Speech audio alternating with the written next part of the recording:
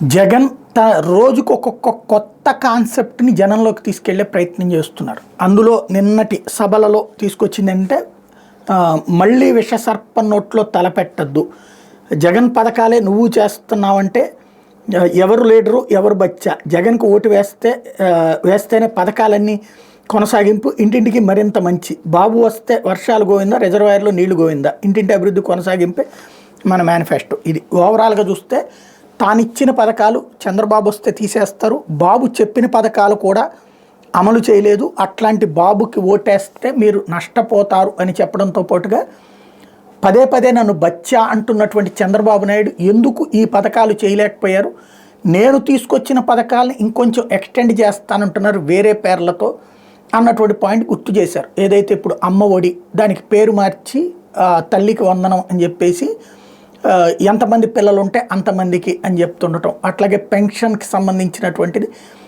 3,000 ఇస్తుంటే ఇప్పుడు 4,000 ఇస్తానని చెప్తూ ఉండటం, ఆసరాకి పేరు మార్చి, అదే సందర్భంలో మహిళలకి చేయూత అని డబ్బులు ఇస్తుంటే అది ఏడాదికి ఒకసారి ఇస్తుంటే దాన్ని ఒకేసారి నెలకి ఇంత అని చెప్పి వేస్తామని చెప్పేటటువంటి కాన్సెప్ట్, ఎంతమందికైనా ఇస్తానని చెప్పడం. ఎట్లా అంటే జగన్ పథకాల ఎక్స్పాన్షన్ తప్పించి జగన్ పథకాలని ప్రత్యేక పథకాలు ఏమీ లేవు, అట్లాంటి మనిషిని ఎలా ఎన్నుకుంటారు, నేనైతే మంచి చేశానని ఆయన వస్తే ఆ మంచిని చెడగొడతారని చెప్పే ప్రయత్నం జగన్మోహన్ రెడ్డి తన ఉపన్యాసాల ద్వారా చేస్తున్నారు.